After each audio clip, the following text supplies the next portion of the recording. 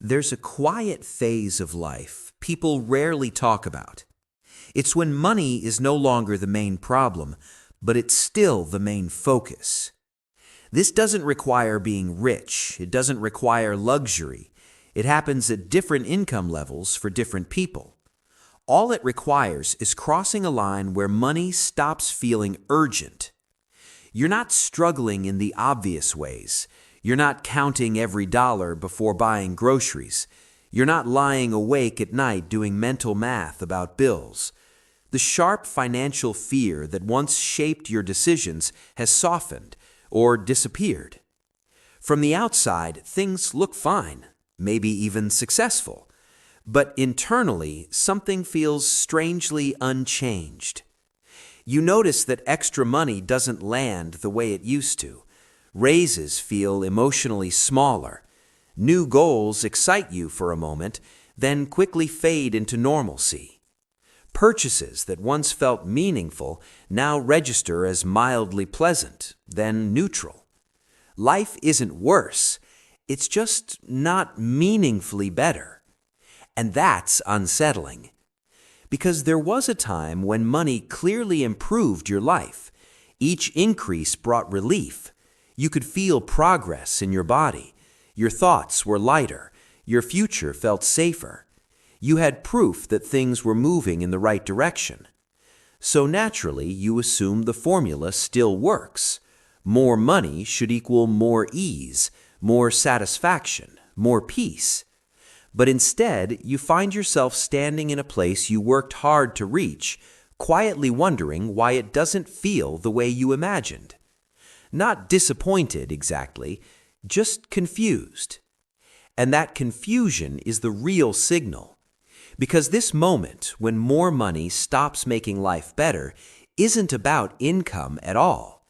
It's about a psychological shift most people enter without realizing it's happening. The deeper problem is not that money loses value, it's that its function changes while your expectations stay the same. Most people believe money is a single solution to many emotional problems: stress, insecurity, lack of freedom, lack of confidence, lack of happiness. And early in life, this belief feels accurate because money genuinely does solve many of those issues. When you don't have enough, money removes pain. It reduces fear. It restores dignity. It gives you options instead of panic. In that stage, every increase feels powerful because it's directly removing suffering. This isn't mindset, it's biology. Your nervous system responds strongly when a real threat is removed. But once those core pressures are gone, money quietly switches roles. It stops being a painkiller and starts becoming an enhancer. And enhancers don't feel like relief. Relief is emotional. It's felt deeply in the nervous system. Enhancements are cognitive. They register intellectually, not viscerally. They improve comfort, not safety. Preference, not survival. Most people don't notice when this transition happens, so they keep expecting money to deliver the same emotional payoff it once did. When it doesn't, they assume the answer is more: income, bigger goals, higher numbers. This misunderstanding fuels a subtle but widespread dissatisfaction. People aren't unhappy because they lack money. They're unhappy because they're using money to chase an emotional state it no longer provides. And because no one talks about this shift, people internalize the problem. They think they're ungrateful or unmotivated or broken, or that they've somehow lost their ambition. In reality, they've simply outgrown the psychological function money used to serve. This pattern is so common that it's been documented for decades. The brain adapts quickly to improved conditions. Emotional responses flatten as stability increases. This isn't failure, it's a predictable human response. The psychology behind this is uncomfortable because it exposes how little control we have over our emotional reactions. Your brain is not designed to reward abundance indefinitely. It's designed to notice change, improvement, contrast. When money removes an urgent problem, your brain reacts strongly. Stress hormones drop, dopamine spikes. There's a clear before and after. You feel progress in your body. But once stability is reached, there's no sharp contrast anymore. Your baseline resets. More money doesn't change your emotional center, it decorates it. A safer neighborhood doesn't feel as powerful as escaping danger. A nicer car doesn't compare to escaping debt. Convenience doesn't compete with survival. And the brain adapts faster than you expect. What once felt luxurious becomes normal quietly, without ceremony. The nervous system recalibrates. This isn't a flaw, it's how humans remain functional. The problem is that income can keep increasing long after emotional impact has flattened. Another psychological layer is identity. When you're climbing financially, money provides a story, a direction. You are becoming someone. You are moving away from something difficult and towards something better. The chase itself gives life structure. Once you reach a comfortable level, that narrative weakens. Money no longer answers deeper questions. It doesn't tell you who you are. It doesn't automatically create purpose. It doesn't organize your days emotionally.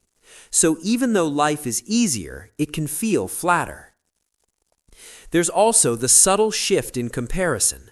When you're struggling, you compare yourself to your past. Progress feels obvious and motivating. When you're comfortable, comparison moves sideways or upward. You measure yourself against people with more. That resets dissatisfaction. The finish line moves without your consent. And then there's control. Early money gives you control over chaos. Later money mostly gives you control over preferences, and preferences don't satisfy the same psychological hunger. Choosing between good options doesn't feel like freedom when none of them threaten your sense of safety or identity. So what looks like boredom or ingratitude is often a deeper signal. Money has finished doing its primary job in your life, and no one told you what comes next. This is where a quiet fear appears for many people. If money isn't the answer anymore, does that mean I shouldn't want more? The answer is no. This isn't a warning against earning. It's a warning against misunderstanding what earning does for you. The solution isn't to reject money, and it's not to stop building. The solution is to stop asking money to solve problems it was never designed to handle. The most important mental shift is recognizing the moment money transitions from necessity to enhancement. Once your core fears are handled, money becomes a tool, not a source of meaning. Expecting it to deliver meaning is like expecting comfort to deliver purpose. It feels logical until it doesn't work. A powerful shift happens when you stop asking, how can I make more money to feel better, and start asking, what am I actually trying to feel? Often the answer has nothing to do with finances. It might be stimulation, autonomy, expression, connection, respect, challenge, stillness, or relief from internal pressure, not external stress. Money can distract from these needs, but it cannot satisfy them. Another unconventional shift is seeing money as a stabilizer rather than a stimulant.